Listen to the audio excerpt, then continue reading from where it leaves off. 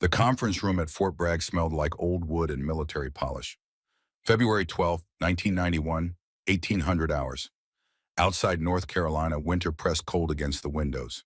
Inside, 5 generals sat behind a long mahogany table, their ribbons catching the overhead lights like small metallic rainbows. Lieutenant Kira Ashford stood at attention in the center of the room. 25 years old, 5'6" in boots, blonde hair pulled back so tight it made her temples ache. Her uniform was pressed to knife edges. Her hands didn't shake. They never shook, not even when she was 12 years old, and her father put a rifle in her hands for the first time and told her to shoot the elk at 300 yards. She'd made that shot. She'd made every shot since. General Victor Bradford sat in the center chair. 55 years old, 3 stars on his shoulders, jaw like a granite shelf. He had the kind of face that looked carved rather than born. He was reading from a file. Her file. Lieutenant Ashford, he said without looking up, 4 years in service. Top of your class at basic. Highest marks in marksmanship training in Fort Benning history. Sniper school graduate 1990. 100% accuracy rate across 500 test rounds. He closed the file, looked at her. Impressive numbers. Thank you, sir. Your request to join Operation Desert Storm is denied. The words landed flat. No preamble, no explanation. Just the decision delivered like a weather report. Kira's jaw tightened. She didn't blink. Sir, may I ask why? Bradford leaned back in his chair. The leather creaked. The desert is no place for a woman, Lieutenant. Heat exhaustion, dehydration, physical demands that would break most men. We need soldiers who can handle those conditions. You'd be a liability. Something hot and sharp moved through Kira's chest. Not anger, not yet, something deeper. Something that tasted like every morning she'd woken at 04:30 to run 10 miles. Every night she'd stayed on the range until her hands cramped. Every instructor who'd told her she was too small, too quiet, too female. Sir, my record. Your record is excellent for an instructor. Bradford's voice didn't rise. It didn't need to. We need you here training the next generation. That's where you'll serve your country best. The general to Bradford's left nodded. So did the one on the right. A unanimous verdict delivered before she'd even entered the room. Kira stood perfectly still. Her father had taught her that too. When you can't control the situation, control yourself. Be the quietest thing in the room. The quietest hunter brings home the most game. Is there anything else, sir? Dismissed, Lieutenant. She saluted. Sharp, precise. Turned on her heel and walked to the door. Her boots made no sound on the carpet. She put her hand on the doorknob. Stopped. Sir, Bradford looked up. Irritation flickered across his face. What is it? Someday you'll regret this decision. She didn't wait for a response. Walked out. Closed the door behind her with a soft click that sounded like a period at the end of a sentence. The hallway was empty. Fluorescent lights hummed overhead. Kira walked toward the exit, her steps measured, her breathing controlled. She could feel the heat behind her eyes, but she wouldn't let it fall. Not here. Not where anyone could see. Outside, the February cold hit her face like a slap. Good. She needed it. Needed something to feel besides the hollow space opening in her chest. Men streamed past her, soldiers heading to briefings, to training, to deployment orders for Desert Storm. Every single one of them heading somewhere that mattered. Every single one of them getting the chance she'd just been denied. Kira walked to the parking lot, got in her truck, a beat-up Ford Ranger that had belonged to her father. It still smelled faintly of gun oil and pine. She sat in the driver's seat, gripping the steering wheel, staring through the windshield at nothing. For a moment, just one moment, she let herself remember. Montana, 1978. She was 12 years old. Her father stood beside her on the ridge above their property. Thomas Ashford, Marine Corps, Vietnam, 1968 to 1970. Shoulders like fence posts, hands scarred from 1,000 small repairs, eyes the same pale blue as the Montana sky. He'd handed her the rifle, his rifle, a Remington 700 that he'd carried through rice paddies and jungle heat and firefights that he never talked about except in fragments late at night when he thought she was asleep. See the elk, he'd asked. She'd looked through the scope.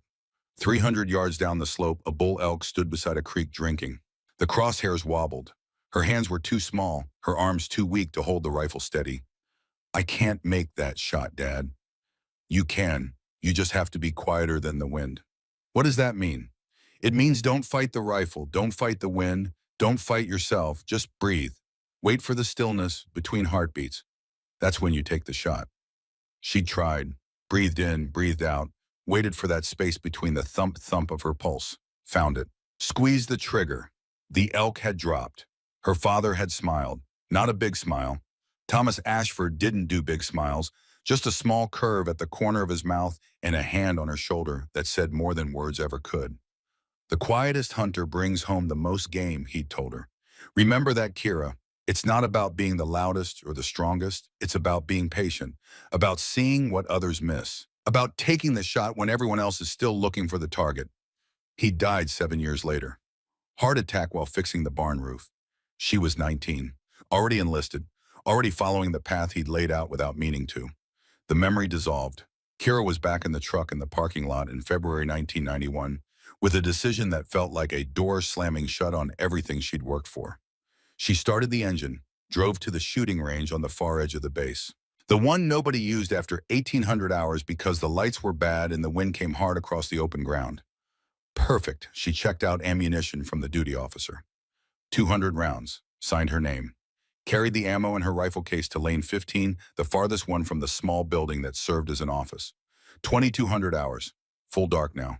The temperature had dropped to 38 degrees, wind gusting 15 miles per hour from the northeast. Not ideal conditions for shooting. Kira didn't care.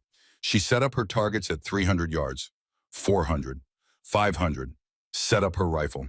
M24 sniper weapon system. She knew this gun the way some people knew their own heartbeat. Every scratch on the stock, every faint imperfection in the barrel, the exact amount of pressure needed on the trigger. 4 pounds, 3 ounces. She loaded the first round, looked through the scope. The target was a black circle on a white background, barely visible in the darkness. She couldn't see the wind, but she could feel it, could read it in the way the grass moved at the edges of her vision, could calculate the drop, the drift, the dozens of tiny variables that turned shooting from a skill into an art. She breathed in, breathed out, found the stillness, fired. The recoil pressed into her shoulder like a familiar greeting. She worked the bolt. Loaded, fired, again. Again. 100 rounds, 100 targets hit. She didn't miss. She never missed. But hitting targets didn't fix the hollow feeling. Didn't change Bradford's decision. Didn't put her on a transport to the Middle East where something real was happening, where her skills could matter, where she could be more than just an instructor teaching other people to do the job she should be doing. She loaded round 101. Impressive. Kira spun. Her hand went to her sidearm before her brain caught up. A man stood 20 feet behind her. Tall, maybe 6'2", old but not fragile, 70 or 75, maybe older. He wore a uniform but no rank insignia she could see in the darkness. His face was weathered like old leather. His eyes caught the faint light from the range building and reflected it back pale gray, sharp as broken glass. "Easy, Lieutenant," he said. His voice was gravel and smoke. "I'm not the enemy." Kira's hand stayed on her weapon. "This range is closed, sir. Whoever you are." "Colonel Wyatt Brennan." He took a step closer. Not threatening, just closer. "And I've been watching you shoot for 30 minutes.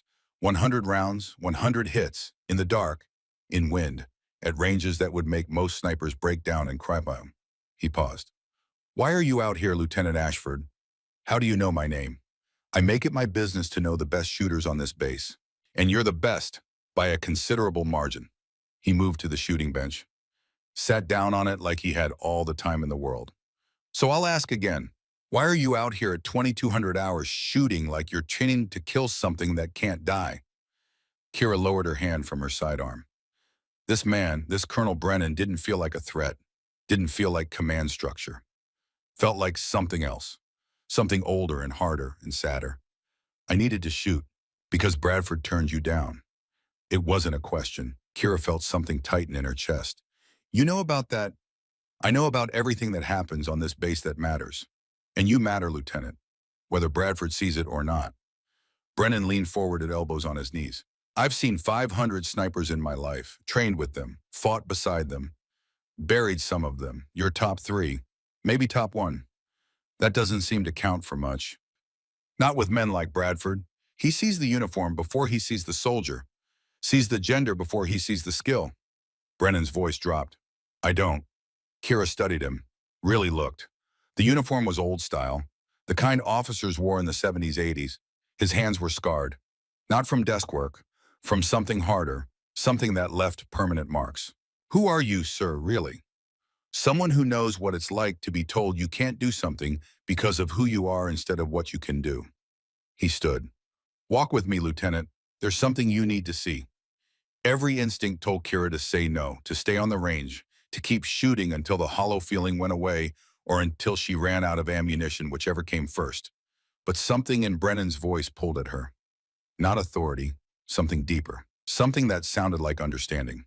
She cleared her rifle, packed her gear, followed. They walked across the base, not toward the main buildings, toward a section Kira had never been to. Older structures, brick buildings that looked like they'd been standing since World War II. Brennan led her to one that had no windows, just a single metal door with a keypad lock. He punched in a code. The lock clicked.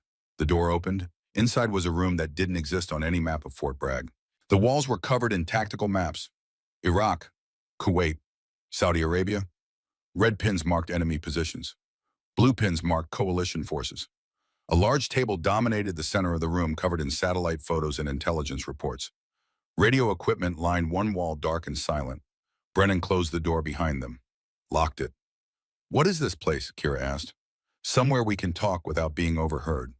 He moved to the table, picked up a report, handed it to her. "Read this." Kira took the document. Classified, top secret. She shouldn't be seeing this. But Brennan was watching her with those gray eyes that had seen too much and expected her to understand. She read, Shadow Recon, 8-man team, deep penetration mission into Iraqi territory. Objective extract, Dr. Rashid Al-Takriti, chemical weapons scientist defector. Mission compromised. Team pinned down 45 miles behind enemy lines. Surrounded by Republican Guard forces. Estimated hostile count 200 plus. Available ammunition. Critical. QRF unable to reach due to SAM coverage. Casualty projection 100%. Kira looked up. When did this happen? 18 hours ago. They're still out there, still alive, for now. Brennan pointed to a spot on the map, a red circle with blue marker in the center. They activated their emergency beacons 6 hours ago. We can track them. We can see them dying in real time through satellite thermal imaging. But we can't reach them. Why not Iraqi air defense?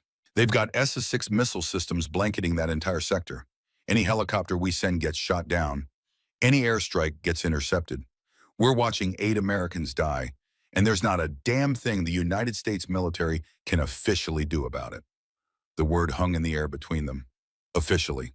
Kira felt her pulse pick up. What are you suggesting, sir? I'm not suggesting anything. I'm telling you a fact. Shadow Recon needs help. The kind of help that can't come from a platoon or a company or an airstrike. They need one person. Small, invisible. Someone who can get through Iraqi lines without being detected. Someone who can provide overwatch from a position they're not expecting.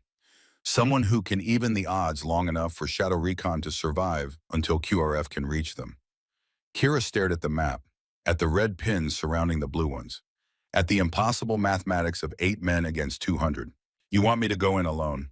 I'm offering you the chance. If you take it, Brennan's voice was quiet. It's completely off the books. No authorization, no backup, no extraction plan if things go wrong. If you die out there, I can't even bring your body home. You'll just be listed as missing, presumed dead, and I'll be court-martialed for sending you. Why would you risk that? Brennan was silent for a long moment. When he spoke, his voice was different, older, tired in a way that had nothing to do with years. I had a son, Captain Daniel Brennan, Marine Corps. He died in Beirut in 1983. Barracks bombing, 241 Marines killed because someone in command decided they didn't need better security, didn't need overwatch, didn't need the precautions that might have saved them. He looked at Kira. His eyes were wet. My son died because men in comfortable offices made decisions based on what looked good on paper instead of what kept soldiers alive. I won't let that happen again. Not if I can help it. Kira understood. This wasn't about following orders or military protocol. This was about a father who'd lost his son trying to save someone else's sons. If I do this, she said slowly, and Bradford finds out, he will find out, eventually, and when he does, my career is over. But I've had 45 years. I can afford to lose what's left. Brennan stepped closer. The question is whether you can afford to say no. Can you stand on this base training other shooters knowing 8 men died because you had the skill to save them, but didn't have the opportunity? It was a manipulation, Kira knew that. A carefully constructed argument designed to push her toward a decision that could end both their careers. But it was also the truth. She looked at the map again. At the terrain, the distances, the positions. Started calculating angles, wind patterns, concealment options. Her mind was already working the problem before she'd consciously decided to take it. What's the timeline? Brennan allowed himself a small smile. There's a stealth helicopter leaving at 0100 hours. It'll drop you 6 miles from Shadow Recon's position. You'll have to cover the distance on foot. Terrain is rough, desert stone like the surface of the moon. But there's concealment if you know where to look. Equipment. M24 with custom scope, 100 rounds, Tier 1 medical kit, encrypted radio linked directly to me. Maps, water, 40 pounds total. He paused. Shadow Recon doesn't know you're coming. They don't know you exist. You're a ghost lieutenant. You save them and then you disappear. No contact, no recognition, no glory. Just the knowledge that 8 men go home to their families instead of going home in boxes. Kira thought about her father, about the elk at 300 yards, about being the quietest hunter, about taking the shot when everyone else was still looking for the target. If I do this, I'm not doing it to prove Bradford wrong. Then why? Because 8 people are dying. She met Brennan's eyes, and I can stop it. Brennan nodded slowly. That's the right answer, Lieutenant. The only answer that matters. He checked his watch. You have 3 hours. Get some rest. Eat something. I'll have the equipment ready at the helicopter pad at 0045. Kira didn't move. Colonel, there's something I need to know. What's that? If this goes wrong, if I die out there, will you tell my father what happened? She paused. I know he's gone, but will you go to Montana and tell him anyway? Tell him I didn't waste the skills he gave me. Brennan's expression softened, just slightly, just enough to show the man beneath the officer. I'll tell him, Lieutenant. I promise you that. Then I'm in. They shook hands. Brennan's grip was firm, steady, the grip of a man who'd made promises before and kept them. Kira left the building, walked back to her quarters. The base was quiet now. Most of the lights were off. She could see stars overhead, hard and bright in the winter sky. She didn't sleep, didn't try to. Instead, she sat on her bunk and cleaned her rifle, checked every part, every screw, every mechanism, made sure everything was perfect. Because out there in the desert, perfection was the difference between 8 men living and 8 men dying. At 0030 hours, she gathered her gear, walked to the helicopter pad on the far edge of the base. The area was dark, isolated, surrounded by chain link fence with posted signs that said authorized personnel only. Brennan was waiting. So was the helicopter, a modified Black Hawk painted dark gray, no markings. The pilot sat in the cockpit, face hidden behind a helmet and visor. He didn't look at Kira, didn't acknowledge her presence. Brennan handed her a gear bag. Everything you need. Radio frequency is programmed. Call sign is Phantom. My call sign is Hawk. Phantom, Kira repeated. Because I'm a ghost. Because you're going to haunt them. Brennan put a hand on her shoulder. His grip was tight, almost desperate.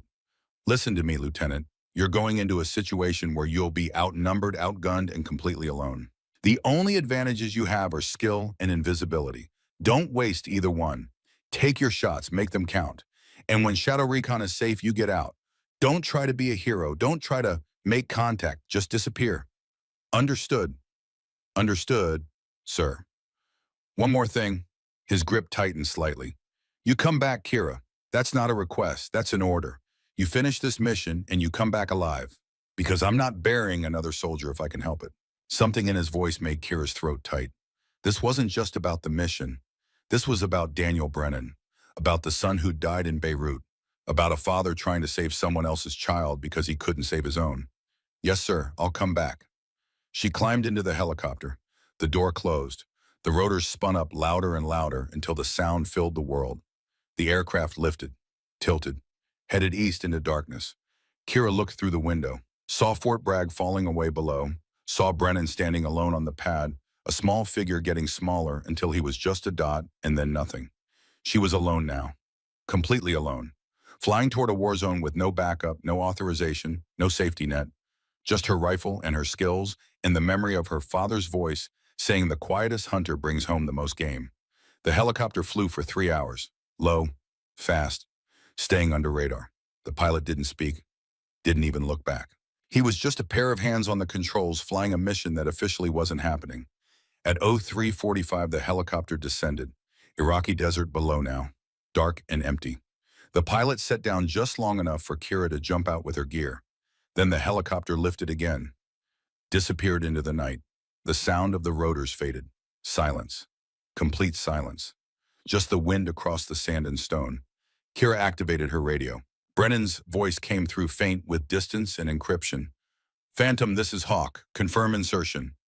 Confirmed, I'm on the ground. Shadow Recon is 6 miles northeast.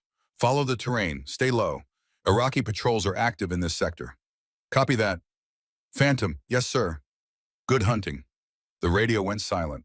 Kira was alone. She checked her compass. Northeast, started walking. The terrain was exactly as Brennan had described. Stone and sand, no vegetation. No cover except the rocks themselves. The moon was a thin crescent, giving just enough light to see by, but not enough to be seen. She'd covered 2 miles when the radio crackled again. Not Brennan's voice this time. A different voice. Younger. Desperate. Broadcast on an emergency frequency. Any station, this is Shadow Recon. We are under heavy fire, surrounded on 3 sides. Ammunition critical, request immediate assistance. Repeat, request immediate assistance. A pause. Then the same voice, quieter now. Resigned. 20 rounds left. That's all we have. Kira stopped. The words hit her like a physical force. 20 rounds, 8 men, 200 enemies. Brennan's voice cut in on the encrypted channel. Phantom, did you copy that transmission? I copied. They're dying, Kira. You need to move. Now. Kira looked at the terrain ahead. 4 miles to go. Rough ground, uphill in places, with 40 pounds of gear. She started running, not a sprint. A measured pace she could maintain. Breathing controlled. Rifle secured across her back. Eyes scanning for obstacles, for threats, for the fastest path through the stone. Her father had taught her to run like this. Long distances, heavy pack, Montana mountains. He'd said a Marine never walks when someone needs help. You run until your lungs burn and your legs scream and your vision blurs, and then you run some more. She ran, the desert flowed past. Stone gave way to pin, gave way to stone. Her boots found purchase on ground that should have been impossible to cross at speed. Her breathing fell into rhythm, in, out, like her heartbeat, like the squeeze of a trigger. 3 miles, her legs were burning. 2 miles, her lungs felt like they were on fire. 1 mile, her vision was starting to narrow. She didn't slow down. At 0540, she reached a ridge, dropped to her stomach, crawled the last 10 feet, looked down. The scope brought the world close. 900 meters below, she saw them. 8 figures in desert camouflage, pinned in a depression no bigger than a living room, surrounded on 3 sides by muzzle flashes and the dark shapes of men moving to kill them. Kira's breath caught. They were so young, faces streaked with dirt and fear. One was slumped against a rock, unconscious. Another was working on him with shaking hands. A woman, the medic, her blonde hair dark with blood and dust. The others were firing, controlled bursts, conserving ammunition, professional even in the face of death. These were the 8 people she'd run 4 miles to save. Real people. Not names on a briefing file, not tactical problems to solve. People with families, with futures that would end in the next 5 minutes if she didn't act. Kira felt something shift in her chest. This wasn't about proving Bradford wrong anymore. Wasn't even about following Brennan's orders. This was about 8 human beings who deserved to go home. She chambered around. The metallic click was loud in her ears. She settled into position. Calculated wind, distance, elevation, temperature, all the variables that separated a shot from a kill. Through the scope, she saw an Iraqi officer. He was standing, shouting orders, directing the assault. Take him out and the attack would falter. Just for a moment, just long enough. She found the stillness between heartbeats, took the shot. The rifle kicked, the officer dropped. Instant, clean. No time to scream. The Iraqi forces froze, confused, looking for the source of the shot they hadn't expected. Kira was already working the bolt, loading the next round bin, finding the next target. The heavy machine gunner setting up on a ridge. She put a bullet through his chest. He fell backward, the gun tumbling with him. Below in the depression, one of the Americans was looking around, trying to figure out what was happening. His voice came through on the radio. Who the hell is shooting? We got support. Another voice, older, calmer. I don't know, but don't ask questions. Just use it. Kira fired again. Again. Methodical. Precise. each shot carefully chosen, each target selected for maximum disruption, not random killing, surgical removal of the enemy's command structure, their support weapons, their coordination. 7 shots, 7 bodies. The Iraqi assault began to crumble. Men who'd been advancing started falling back, looking for cover, trying to figure out where death was coming from. The radio crackled. Brennan's voice. "Phantom, I'm tracking you on thermal. Well done. But this is just the beginning. They're calling in armor. What kind of T-72 tanks? 3 of them. ETA 10 minutes. Kira lowered her rifle, looked at the terrain, at the distances, at the mathematics of what she was about to try. You couldn't kill a tank with a rifle. Not directly. But you could kill the tank commander. And a tank without a commander was just 40 tons of metal driving blind. She settled into wait. Below, Shadow Recon was using the respite, moving their wounded to better cover, redistributing ammunition. She could hear their voices on the radio, confused, grateful, wondering who their guardian angel was. They'd never know. Kira Ashford was a ghost, a phantom, a hunter so quiet they'd never even see her coming, and she'd just started hunting. The dawn came slow to the Iraqi desert. First, just a lightening of the eastern sky from black to deep purple, then gray bleeding into gold. The heat would follow soon. Already Kira could feel the temperature rising. It had been 45 degrees when she'd taken position. Now it was pushing 60. By noon, it would be 110. She'd been shooting for 47 minutes. 12 shots fired, 12 bodies on the ground. The Iraqi assault had staggered, broken apart, reformed into smaller units, taking cover behind rocks and disabled vehicles. They were still out there, still dangerous, but the coordinated attack had become something more cautious, more afraid. They knew someone was hunting them. They just didn't know who or from where. Kira worked the bolt, chambered round 13, scanned through her scope. The magnification brought the world close. Too close sometimes. She could see faces now in the growing light, young faces, scared faces. Men who'd woken up this morning not knowing they'd be dead before breakfast. She pushed the thought away, didn't let herself think of them as people. They were targets, threats, problems to be solved with mathematics and ballistics. A spotter emerged from behind a boulder. Iraqi army. He was scanning the ridges with binoculars, searching for her. He was good, methodical, starting from the south and working north. In another 30 seconds, he'd be looking directly at her position. Kira adjusted for wind. The breeze had shifted, now coming from the east at 12 miles per hour. She compensated, held her breath, squeezed. The spotter dropped. The binoculars clattered on stone. 13. Her radio crackled. Not Brennan this time. The Shadow Recon frequency. One of them was transmitting, a voice roughened by dust and exhaustion. "Whoever you are, wherever you are, thank you. We were dead. You gave us a chance." The voice belonged to the team leader, Staff Sergeant Garrett Kane, 34 years old according to the briefing file Brennan had shown her. 12 years in service, wife and 2 kids in Kentucky. He'd been 2 minutes from dying when Kira had taken her first shot. She didn't respond. Couldn't. Ghosts don't talk. Another voice came through, younger, more shaken. "Sarge, who is that? Who's helping us?" "Don't know, Levi. Don't care. Just stay down and let them work." Kira shifted position, moved 15 feet to the east, found a new hide between different rocks. Professional snipers never fired more than 3 shots from the same position. After 3, someone smart would have triangulated your location. She'd already fired 5 from her last spot. Time to move. The new position gave her a different angle. She could see more of the depression where Shadow Recon was pinned, could see the wounded man clearly now. Private Colt Mitchell, 22 years old, shrapnel wound to the abdomen. The team medic had bandaged it, but blood was seeping through. Without real medical attention, soon he'd die. Maybe not today, but infection would take him in 2 days. 3 at most. The medic was Corporal Adeline Hartwell, 29, blonde hair dark with sweat and dust. Kira watched her work. Efficient, focused, checking vitals, adjusting tourniquets, rationing their limited medical supplies. She'd kept Mitchell alive this long through sheer competence and will. Kira made a mental note. When this was over, if she made contact, she'd give Hartwell the Tier 1 medical kit, the one with the real coagulants and antibiotics, the kind that could buy Mitchell another 72 hours. Maybe long enough for a real medevac, if any of them lived that long. The rumble reached her before she saw them.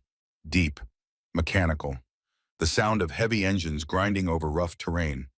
Kira looked south through her scope. 3 dark shapes moving up the valley road. Tanks. T-72 main battle tanks. Soviet-made. Iraqi Republican Guard. 41 tons of armor and firepower. Each one carried a 125mm smoothbore cannon that could punch through reinforced concrete. The machine guns mounted on top could sweep an area clean of infantry in seconds. Shadow Recon had nothing that could stop them. Their heaviest weapon was a light machine gun. Might as well throw rocks. Kira's radio crackled. Brennan's voice. Tense now. Phantom, I'm seeing armor on approach. 3 T-72s. You need to abort. Extract to secondary position. I'll call in an airstrike. Negative? Kira's voice was calm. Airstrikes take 30 minutes minimum. Shadow Recon doesn't have 30 minutes. Lieutenant, you cannot engage armor with a rifle. That's suicide. I'm not engaging the armor, sir. I'm engaging the commanders. Silence on the radio, then Brennan's voice quieter. You're going to shoot tank commanders from 900 meters while they're moving. Yes, sir. That's impossible. Watch me. She cut the transmission. Focused on the tanks. They were moving in a column. The lead tank's commander stood in the turret hatch. Standard procedure for movement. You couldn't see anything from inside a closed tank except what the limited periscopes showed you. Commanders rode with hatches open for better situational awareness. It was also the only way to kill them. Kira tracked the lead tank. It was moving at maybe 15 miles per hour, bouncing over uneven ground. The commander was partially protected by the hatch rim, but his head and shoulders were exposed. She calculated. Distance 100 yards in closing. Wind east-northeast at 14 miles per hour. Target velocity 22 feet per second, lateral movement. The tank would cover about 66 feet in the 3 seconds between her pulling the trigger and the bullet arriving. She had to aim where he was going to be, not where he was. Her father had taught her to shoot birds in flight when she was 14. Ducks, mostly. Fast-moving targets that jinked and turned. He'd told her the secret wasn't following the bird with your barrel. It was seeing the path the bird would take and putting the bullet on that path. Leading the target. Same principle. Different scale. The lead tank rolled over a flat section of ground. The commander steadied. For just a moment, his movement became predictable. Straight line, constant speed. Kira led him by 8 feet. Held, fired. The bullet flew for 2.3 seconds. Crossed 100 yards. Dropped 47 inches from bore axis. Drifted 18 inches right from the wind. Hit the commander in the upper chest. He jerked. Slumped forward across the hatch rim, arms dangling inside the turret. The tank kept moving, but slower now. Confused. The crew inside couldn't see. Didn't know what had happened. The tank veered left. Stopped. Kira was already tracking the second tank. Its commander had seen the first tank stop, was looking toward it, trying to figure out what had happened. He hadn't connected the dots yet, didn't understand that someone was shooting from over 1,000 yards away. She made the same calculation. Led the target. Fired. The second commander dropped. The third tank commander understood. He ducked, pulled himself down into the turret, started to close the hatch. Kira fired before he could seal it. The bullet caught him in the shoulder. Not a kill shot, but enough. He fell into the tank, blood splashing on the hatch rim. Someone inside pulled him down, slammed the hatch closed. The third tank was sealed now, immune to rifle fire, but also blind. The commander was wounded. The crew inside couldn't see except through limited periscopes. The tank turned in a slow circle. Lost. Dangerous but directionless. It turned too far. The driver overcorrected. The tank struck a boulder. The impact threw the treads out of alignment. The tank lurched. Tried to move forward. One tread spinning, the other locked. It pivoted hard right, slammed into the side of Tank 1. Both tanks were now disabled. Crews trapped inside. Hatches sealed. Not destroyed, but neutralized. Kira heard voices on the Shadow Recon frequency. Disbelief. Did she just take out 3 tanks with a rifle? She hit moving targets at over 1,000 yards. 3 for 3. Who the hell is she? The voice that answered was older, calmer. Sergeant Donovan Sterling, 32 years old. Machine gunner. His voice carried a note Kira recognized. Not quite fear, not quite awe. Something between them. I don't know who she is, but I've been shooting for 15 years, and I couldn't make those shots on a range in perfect conditions.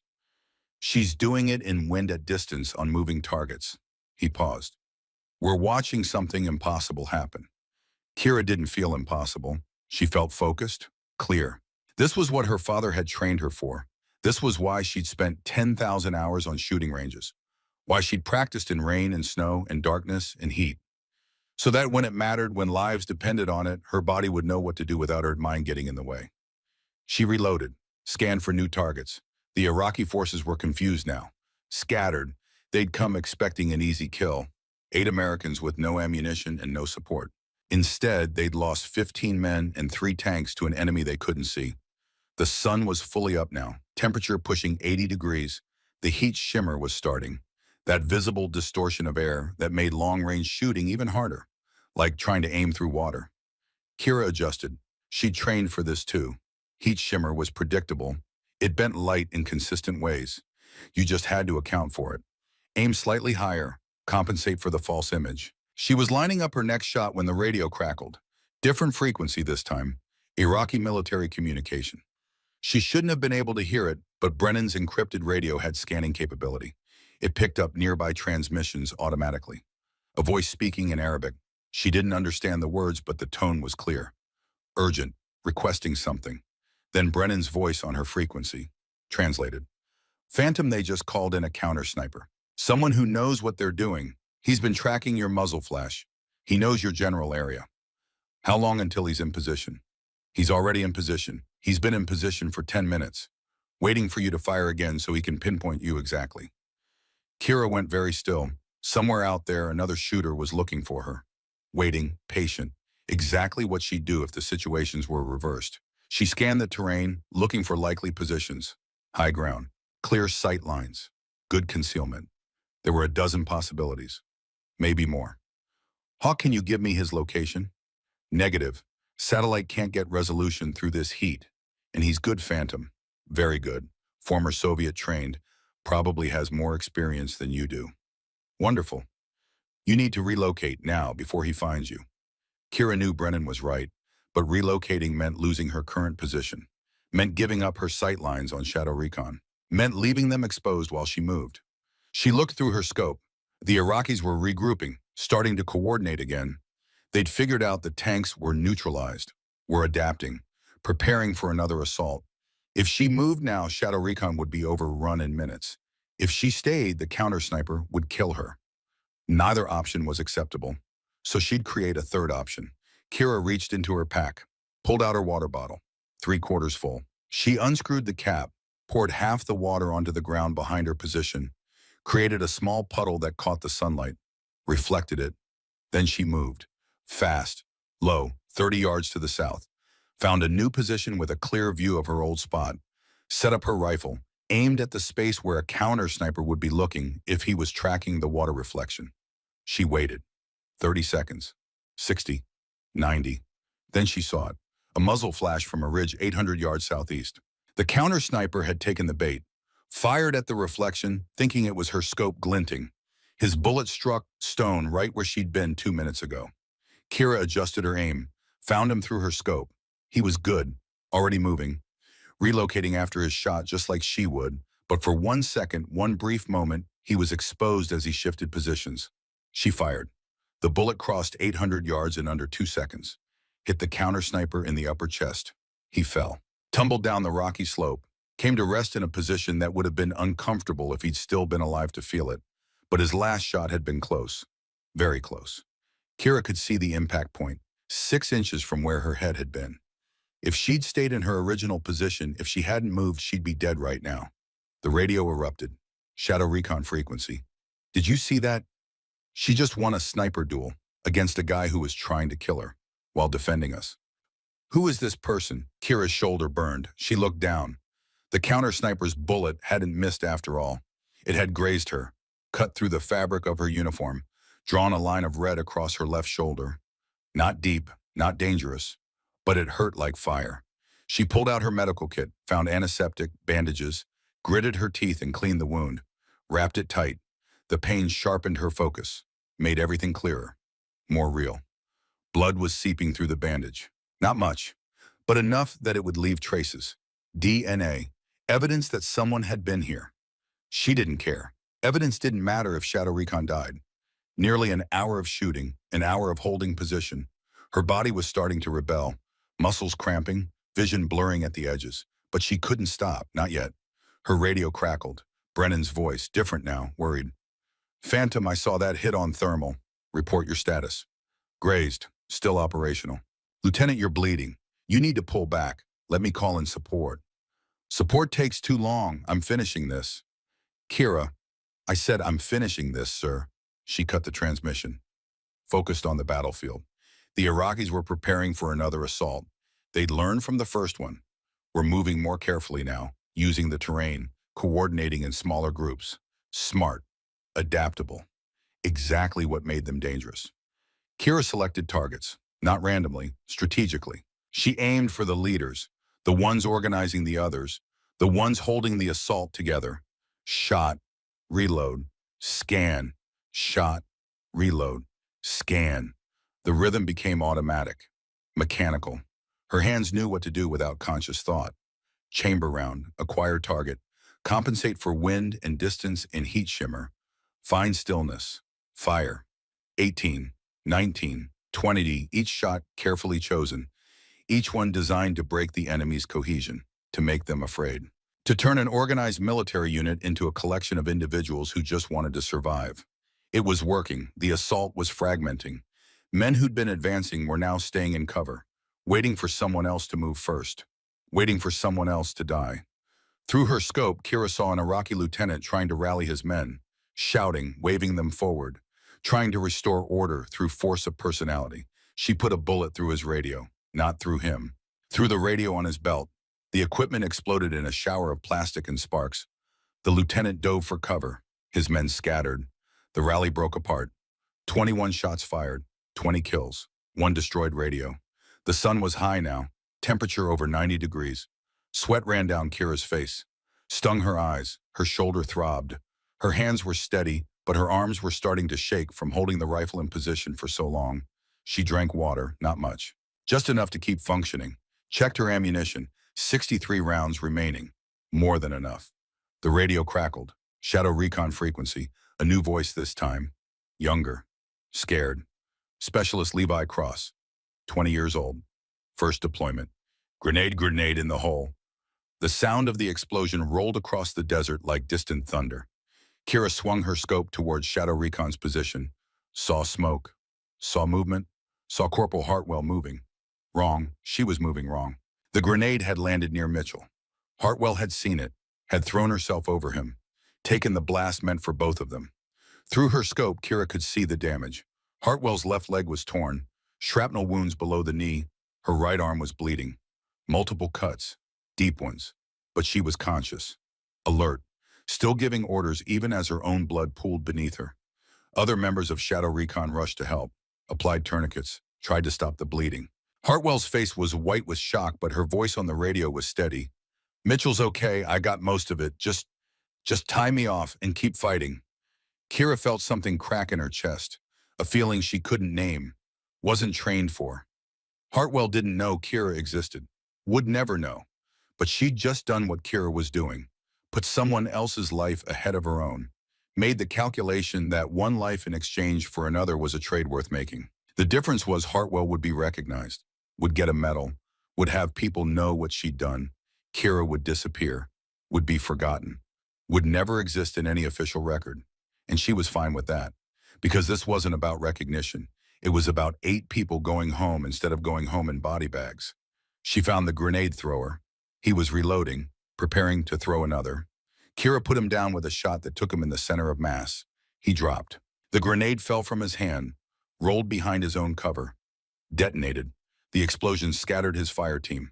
They broke, ran, abandoned their position. 22 kills. The Iraqi assault was breaking apart completely now. What had been a coordinated attack had become chaos. Men were pulling back, calling for orders, getting no response because all their commanders were dead. Kira scanned the battlefield, counted remaining hostiles, maybe 20 still combat effective. Another 15 wounded or hiding. The rest were dead or running. Shadow Recon had started this fight facing 200 to 1 odds. Now it was 20 to 8, almost even. Her radio crackled. Brennan's voice, urgent now. Phantom QRF is wheels up. 2 Blackhawks, ETA 15 minutes. They need a clear Baj LZ. The depression where Shadow Recon is pinned. That's your LZ. Negative. Satellite shows Iraqi observation posts on the South Ridge. They have direct line of sight to that LZ. Helicopters will be sitting ducks on approach. Kira swung her scope south, scanned the ridge. Brennan was right. She could see them now. 4 men, setting up a position. One had what looked like an RPG-7, rocket-propelled grenade launcher. One shot from that could turn a Black Hawk into a fireball. How long until they're in position? They're already in position, Phantom. They're just waiting for the helicopters to commit to approach. Kira did the math. The observation post was 650 yards from her position. Not an impossible shot, but not easy either. 4 targets. She'd have to take them fast, before they could react, before they could radio for help. And she'd have to do it with a wounded shoulder that was starting to stiffen, with arms that had been holding a rifle for over an hour, with eyes that were starting to blur from heat and exhaustion. Hawk, tell the helicopters to hold at current position. Give me 2 minutes. What are you planning by clearing the LZ? She shifted position one more time, found a spot with a clear sight line to the observation post, steadied her rifle, controlled her breathing, ignored the pain in her shoulder. Target 1, the RPG gunner. He was the priority. Take him out first, and the others were just men with rifles. She aimed, compensated for wind, for distance, for the fact that her hands were shaking slightly from fatigue. Found the stillness between heartbeats. Fired. The RPG gunner dropped. The launcher clattered on stone, rolled, teetered on the edge of the ridge, fell. Target 2, the spotter. He was turning, trying to figure out where the shot came from. Kira fired before he could find cover. 2 down, the remaining 2 scattered. 1 went left, 1 went right. Smart. Making themselves harder to target, making her choose. She chose left. Fired, miss. The bullet sparked off rock inches from the target's head. He dove behind a boulder. Kira cursed. Adjusted. The target on the right was moving, running, trying to reach better cover. She tracked him, led him, fired. He stumbled, fell, didn't get up. 3 down, 1 remaining. The last man was good. He'd gone to ground behind solid cover. Wasn't moving, wasn't exposing himself. Just waiting. Hoping she'd give up. Hoping the helicopters would come anyway and he'd get his shot. Kira couldn't afford to wait. QRF was inbound. Shadow Recon needed extraction now. Hartwell needed a hospital now. Every second counted.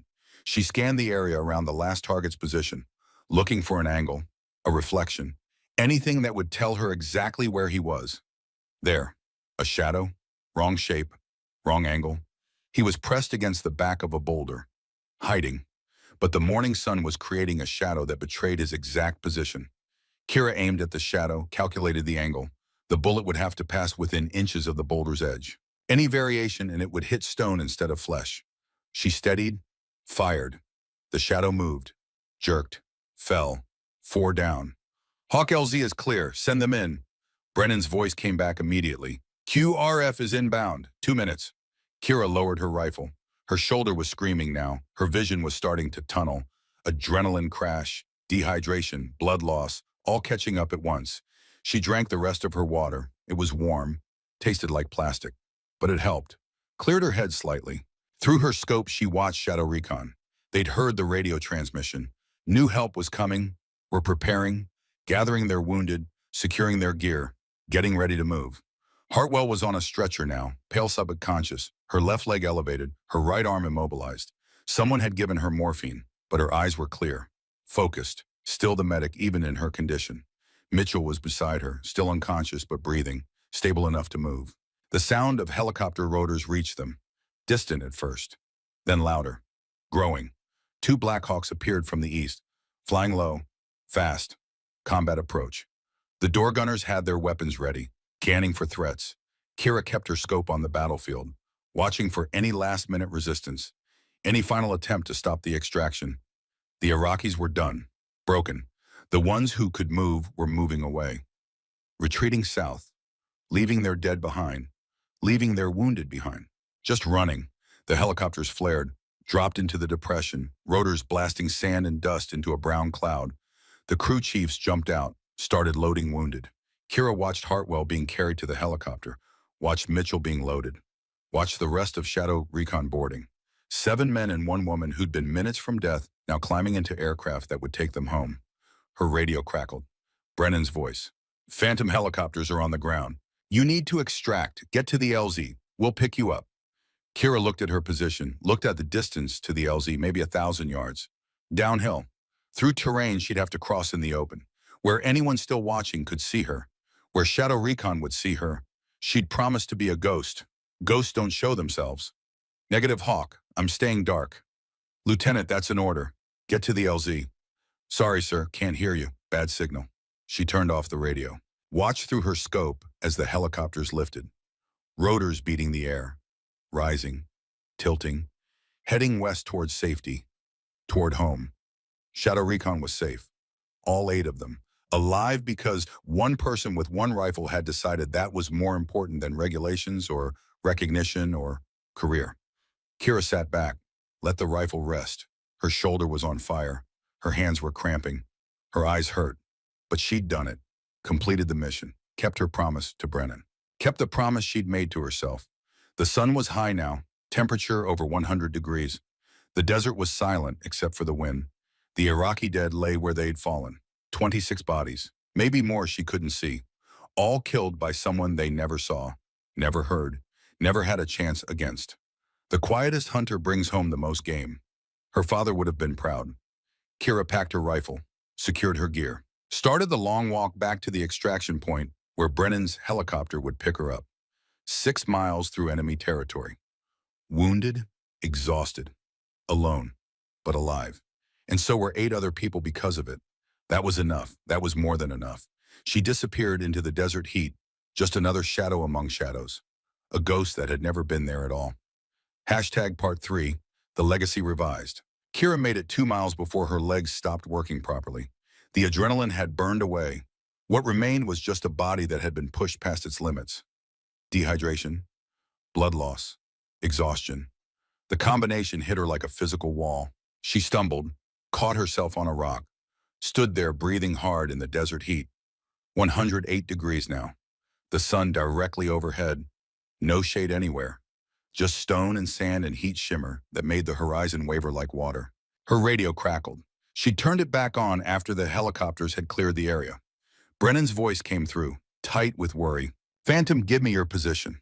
Kira checked her compass. Her hands were shaking. 4 miles from extraction point, moving slow. How slow? Very slow, sir. A pause, then Brennan's voice different now. The colonel giving way to something more human. More afraid. Kira, I'm tracking your thermal signature. You're barely moving. What's wrong? Nothing's wrong, just tired. You're wounded. I saw the hit. How bad is it? Kira looked at her shoulder. The bandage was soaked through, dark red. The blood had run down her arm, dripped from her fingertips. Left a trail across the desert that any tracker could follow. Not bad. I can make it. You're lying. Stay where you are. I'm sending extraction to you. Negative. Too exposed. Iraqi patrols are still active in this sector. A helicopter landing here would draw attention. I don't care about attention. I care about getting you out alive. Kira smiled. It hurt. Everything hurt. But she smiled anyway because Brennan sounded exactly like her father had sounded that day she'd shot the elk. Proud but worried. Impressed but protective. 4 miles, sir. I can walk 4 miles. You could walk 4 miles 12 hours ago. Right now, you can barely stand. He was right. Kira knew he was right. But admitting it felt like failure. Like all those generals who'd said women couldn't handle the desert had been correct. Like Bradford's decision had been justified. She pushed away from the rock. Took a step. Another. Her legs held. Barely. But they held. I'm moving, Hawk. See you in 4 miles. She cut the transmission before he could argue. The next hour was the longest of her life. Every step was a negotiation with her body. A promise that this was the last step. Then one more, then just one more after that. Her vision kept narrowing, tunneling down to just the ground in front of her feet. The radio crackled periodically with Brennan's voice, but she didn't answer. Needed all her focus just to keep moving. At some point she realized she was crying, tears cutting clean tracks through the dust on her face. Not from pain, not from fear, from something she couldn't name. Some emotion that didn't have words attached to it. Relief maybe, or exhaustion so complete it bypassed thought and went straight to tears. She wiped her face, kept walking. 2 miles from extraction, she heard the helicopter. Not Brennan's stealth Blackhawk, something bigger, louder, coming from the west. She looked up, shaded her eyes, saw it. A regular military transport, unmarked but clearly American. It passed overhead, heading east, toward where the firefight had been. Kira's radio crackled. Different frequency. The one Brennan had told her was for emergencies only. A voice she didn't recognize. Deep, authoritative, not asking, demanding. Unidentified sniper, this is Colonel Richards' quick reaction force. Identify yourself immediately. Kira didn't respond, kept walking. Unidentified sniper, you are ordered to report to the LZ where Shadow Recon was extracted. We have questions about the engagement. Failure to comply will result in... She turned off the radio. Whatever Richards was going to threaten didn't matter. She had orders from Brennan. Stay dark, disappear, be a ghost. Ghosts don't answer questions. The extraction point was a valley between two ridges. Isolated. No strategic value. Exactly the kind of place you'd use for a pickup you didn't want anyone to see. Brennan's helicopter was already there, rotors turning slow, waiting. Kira half walked, half slid down the ridge. Her legs gave out at the bottom. She fell, couldn't get up. Just lay there in the sand, feeling the heat bake into her bones. The helicopter door opened. Brennan jumped out, ran toward her. He looked old in the harsh sunlight. Older than he had at Fort Bragg, lines on his face like cracks in stone. But his eyes were sharp, worried. He dropped to his knees beside her. Jesus, Kira, what did you do to yourself? Saved 8 people. Her voice came out as a whisper. Like you asked. I asked you to help them, not die trying. He was checking her shoulder, peeling back the soaked bandage. His face went tight. This needs stitches. Real medical attention. We need to get you to a hospital. No hospitals. They'll ask questions. Let them ask. You're a hero. You saved an entire team. Kira grabbed his wrist. Her grip was weak but determined. No one can know, sir. You said this operation never happened. That means I was never here. Promise me. Brennan looked at her for a long moment, then nodded. I promise. But we're still getting you patched up. The helicopter has a medic. He lifted her, carried her to the aircraft. She wanted to protest and to say she could walk, but her body had stopped listening to her mind. She just hung in his arms like a child, like the daughter he'd lost before she was ever born. The medic was young, maybe 25. He took one look at Kira's shoulder and started working. Antiseptic, stitches, bandages, professional, efficient. He didn't ask questions, didn't even ask her name. Just treated the wound like it was the only thing that mattered. Brennan sat across from her. The helicopter lifted, turned west, heading back toward Allied territory, toward safety. 8 for 8, Brennan said quietly. Shadow Recon is at a field hospital. All alive. 2 wounded but stable. The rest shaken but intact. They're calling it a miracle. Not a miracle, just geometry. Brennan almost smiled. They want to know who saved them. Colonel Richards is demanding answers. Says there's evidence of an additional combatant. Wants a full debrief. What did you tell him? Nothing yet, but I'll have to tell him something eventually. He's not going to let this go. Kira closed her eyes, felt the helicopter vibration through her back, felt the medic's hands working on her shoulder, felt herself drifting. Tell him whatever you need to, sir. Just keep my name out of it. Kira, please, Colonel, I don't want recognition. Don't want medals. Just want those 8 people to go home to their families. That's enough. When she opened her eyes again, they were landing. Fort Bragg. Night now. She'd lost hours somewhere. The medic said something about shock, about blood loss, about her body shutting down to preserve itself. Brennan helped her to a building she didn't recognize. Not medical, not barracks, something in between. A safe house, maybe. A place where people went when they needed to disappear. He put her in a bed, real bed, clean sheets, soft pillow, luxury after the Desert Storm. Sleep, he said. I'll handle everything else. The Iraqis are scattered, broken. That sector is quiet now. You broke them, Lieutenant, completely. Kira nodded. Let her eyes close. Let sleep take her down into darkness that was soft and warm and safe. She woke to voices, angry voices, coming from another room. Brennan's voice. My decision is final, General. Bradford's voice. Kira would recognize it anywhere. Your decision is court-martial material, Colonel. You sent an unauthorized combatant into a war zone. You risked an international incident.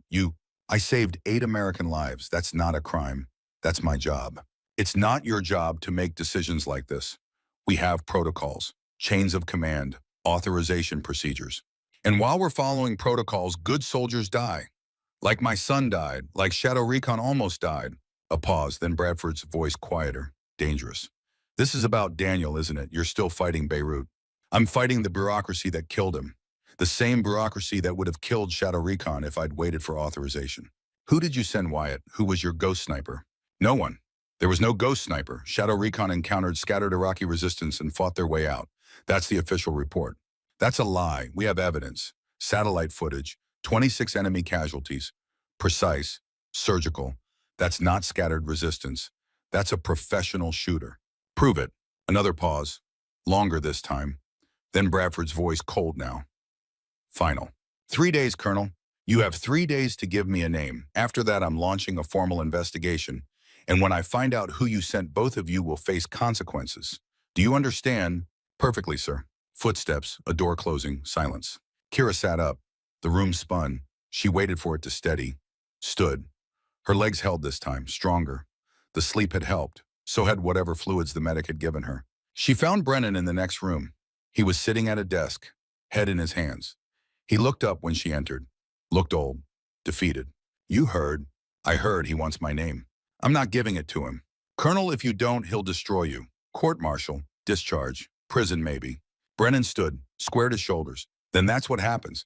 I can live with prison. I can't live with betraying someone who trusted me, who risked everything to save 8 lives. Kira felt something break in her chest, not painful. The opposite, like a door opening, like light getting in. What if there was a way to satisfy Bradford without giving him my name? Brennan looked at her. I'm listening. 2 days later, Shadow Recon returned to Fort Bragg. They came off the transport looking like survivors. Bruised, bandaged, exhausted, but alive. All 8 of them. Corporal Hartwell was in a wheelchair. Her left leg was going to take months to heal. Maybe years. But the doctors said she'd keep it. The Tier 1 medical kit Kira had given them had made the difference. Had stopped infection before it could start. Private Mitchell was on crutches. Weak, but walking. The shrapnel wound had been worse than it looked, but he was young. He'd recover. Go home to his family. Live a life he shouldn't have lived. The rest of them looked shell-shocked. Like people who'd seen their own deaths and been given a second chance they didn't fully understand. General Bradford was waiting for them. So was Colonel Richards. So were a dozen other officers and officials who wanted answers about what had happened in the Iraqi desert. They assembled in a briefing room, Shadow Recon on one side, officers on the other. Brennan stood in the corner, watching, waiting. Bradford spoke first. Staff Sergeant Kane, you and your team encountered extraordinary circumstances during your extraction. We need a full accounting of what happened. Garrett Kane stood, 34 years old, 12 years of service, a man who'd learned when to speak and when to stay silent. He looked tired, looked like he'd aged 10 years in 3 days. Sir, we were pinned down by superior enemy forces. Approximately 200 hostiles. Limited ammunition, casualties. We activated emergency beacon and prepared for the worst. And then what happened? Kane hesitated just for a moment, just long enough for everyone in the room to lean forward. And then someone started shooting. Someone we couldn't see, couldn't identify. They engaged enemy forces from long range, neutralized command structure, disabled armor, eliminated threats with precision we've never witnessed before. Who was it? We don't know, sir. We never saw them, never heard from them. They just fought for us and then vanished when QRF arrived. Bradford's jaw tightened. You're telling me an unidentified combatant saved your entire team and you have no idea who they were? Yes, sir. That's exactly what I'm telling you. That's impossible. Sergeant Sterling stood. With respect, sir, we all witnessed it. Every member of Shadow Recon will give the same account. Someone saved us. We don't know who, don't know why. Just know that without them, we'd all be dead. Bradford looked at each member of Shadow Recon, one by one, looking for cracks in the story, looking for someone who'd break. Tell the truth. No one broke. They'd agreed on this, all 8 of them. Agreed that whoever had saved them deserved to stay anonymous if that's what they wanted. Agreed that some debts couldn't be repaid with exposure. Finally, Bradford turned to Brennan. Colonel, do you have anything to add to this account? No, sir. Shadow Recon encountered unexpected resistance and fought their way out with exceptional courage and skill. That's the story. That's all there is. Bradford stared at him, long enough that the room started to feel smaller, warmer. Then he spoke, voice cold, final. This matter is closed. Shadow Recon performed admirably under impossible circumstances. They will be commended for their actions. As for the unidentified combatant, we will assume they were a member of Iraqi resistance or coalition special forces operating outside normal channels. No further investigation is warranted. He walked out. The other officers followed. Colonel Richards lingered, looked at Brennan with something that might have been respect or might have been suspicion. Then he left too. The room emptied. Just Shadow Recon and Brennan remained. Kane walked over, extended his hand. Brennan shook it. Thank you, sir. For whatever you did, whoever you sent, they gave us our lives back. I didn't do anything, Sergeant.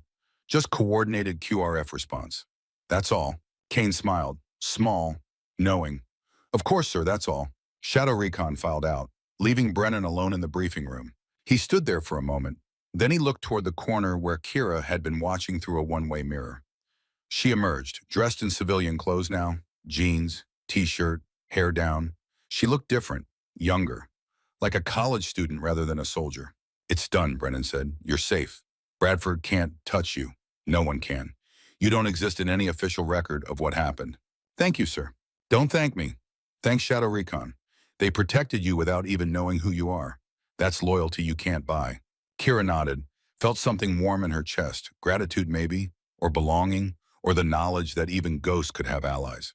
What happens now, she asked. Brennan pulled out an envelope, handed it to her. You have a choice. I can arrange for you to transfer, get you out of Fort Bragg, away from Bradford. You could continue serving, build a career somewhere else. Or you accept a position I've been authorized to offer, instructor, advanced sniper training. You'd teach the next generation everything you know, every skill, every technique, every lesson you learned in that desert. Kira thought about it, thought about 8 people who'd lived because of what her father had taught her, what Montana mountains and patient hours on shooting ranges had prepared her for. Thought about how many more people could live if she taught others the same skills. I'll teach, she said, on one condition. What's that? I teach everyone who qualifies. Not just men, not just people who look a certain way or fit a certain profile. Everyone who has the skill and the will. Brennan smiled, first real smile she'd seen from him. That's not a condition, Lieutenant. That's the whole point. 14 years passed. February 2005. Fort Bragg looked the same.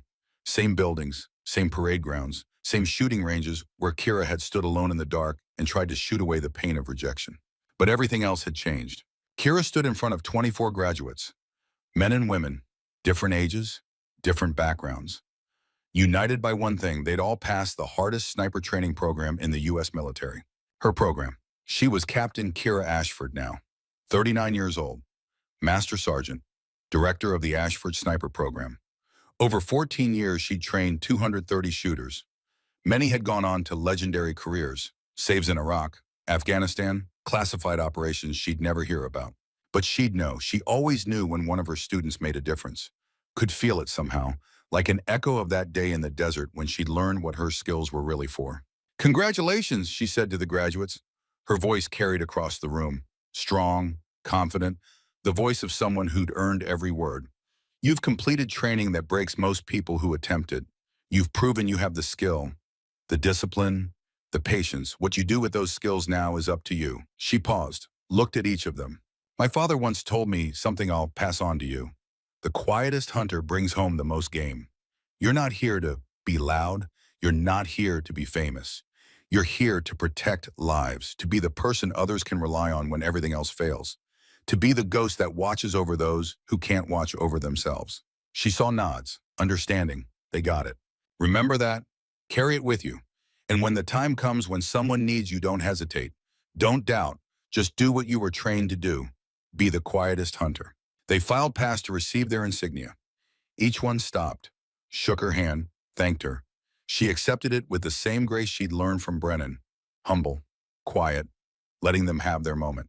After they left, she stood alone in the empty room, looked at the walls covered with photos, her students, their achievements, the lives they'd saved, the difference they'd made. This was her legacy. Not medals, not recognition. This, the knowledge that skills she'd learned from a Montana hunter had been passed on, multiplied, turned into something larger than herself. Impressive graduation. She turned. An old man stood in the doorway. 79 years old, white hair, face like weathered stone, but eyes still sharp, still gray as winter sky. Colonel Brennan, she smiled. I didn't know you were coming. Wouldn't miss it. You've built something remarkable here, Kira. Changed the whole culture of sniper training. I had a good teacher. Brennan walked into the room, moved slower than he had 14 years ago, but still moved with purpose. Still carried himself like the soldier he'd always been. You saved 8 people that day, he said quietly. I've watched what those 8 people have done since. Kane trained 2 platoons. Sterling wrote the manual on urban combat tactics. Hartwell runs a trauma center at Walter Reed. Mitchell has 3 kids and coaches Little League. They're all living full lives, touching hundreds of other lives, all because you gave them a second chance. We gave them a second chance. No, you did. I just opened the door. You walked through it. He paused. And now you've trained 230 others, each of them saving lives, making differences, creating their own legacies. That's mathematics even I can appreciate. Kira felt her eyes sting. 14 years and Brennan could still do that. Still find the words that cut through everything else and landed right in her heart. Thank you, sir, for believing in me, for risking everything. I didn't risk anything. I made a bet on the best shooter I'd ever seen, on someone who understood that his skills are only meaningful when they're used to help others. Best bet I ever made. He pulled out an envelope, old, worn, like he'd been carrying it for years. I have something for you. Been waiting for the right time to give it to you. Kira took the envelope, opened it. Inside was a photograph, desert landscape, morning light, a figure on a ridge, small, distant, but unmistakable. Her, taken from a satellite during the operation. Below the photo, handwritten in Brennan's careful script, were words she recognized. Where others see only darkness, I see the path forward. How did you? I had access to satellite imagery, saved this one before it was classified. Thought you might want proof, evidence that it really happened, that you really made that difference. Kira stared at the photo, at the proof of a day that officially never existed, at the evidence of something she'd almost convinced herself was a dream. What should I do with it? That's up to you. Keep it. Burn it. Send it to Shadow Recon so they finally know who saved them. Your choice. Kira thought about it. About 8 people who met every year, who kept a chair empty in memory of someone they'd never met, who told their children about the ghost who'd saved their lives.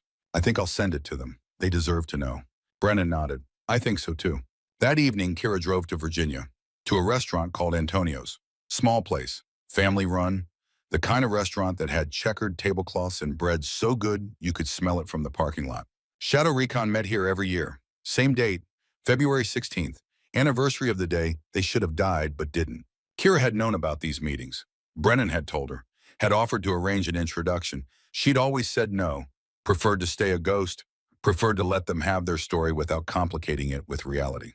But 14 years was a long time, and she was tired of being a ghost. She walked into the restaurant, saw them immediately, 8 people at a round table in the back, 9 chairs, 1 empty, a glass of water set in front of it.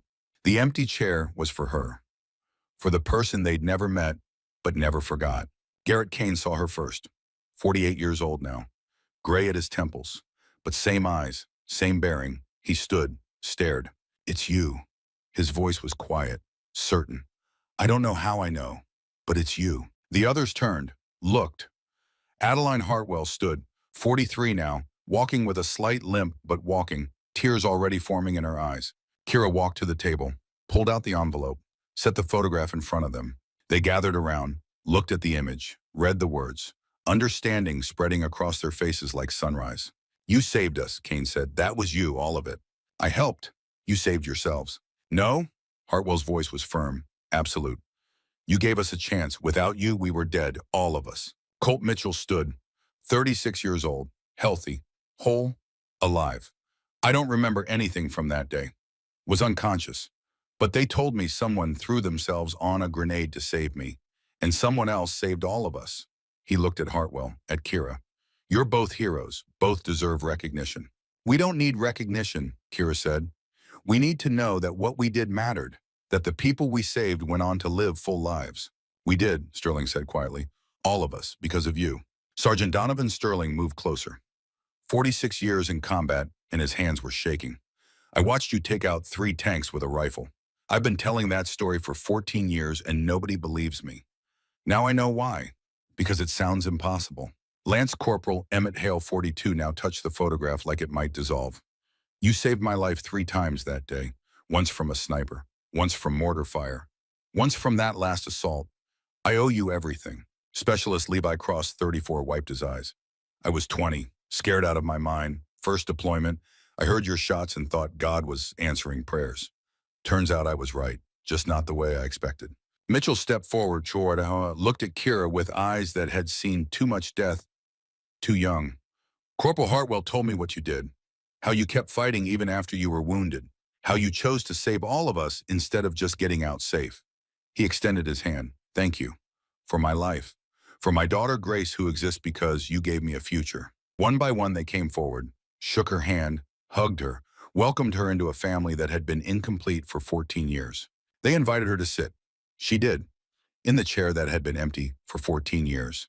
They ordered food, told stories, laughed, cried, connected in ways that only people who'd shared death and survival could connect. At one point, Kane raised his glass to the ghost who saved us, who turned out to be real, who gave us 14 years we shouldn't have had. To Captain Ashford, Hartwell added, to the quietest hunter. They drank. Kira felt something she hadn't felt in years. Belonging, family, the knowledge that she wasn't alone, had never been alone, had always been connected to these 8 people even when they didn't know she existed. Later, as the evening wound down, her phone rang. Brennan. Did you find them? He asked. I found them. And I'm home, sir. Finally home. She could hear the smile in his voice. Good, because home is where your family is. And you've got a big family now, Lieutenant. 8 people who love you, 230 students who respect you, and 1 old man who's proud of you. Thank you, Colonel, for everything. No, Kira, thank you for showing me that the right person in the right place at the right time can change everything. That's a lesson I needed to learn, one I'll carry with me. The call ended. Kira looked around the table, at 8 people who'd become her family, at the life she'd built from one decision to run toward danger instead of away from it. General Bradford had been wrong. The desert hadn't broken her. It had forged her into something stronger than any metal could signify.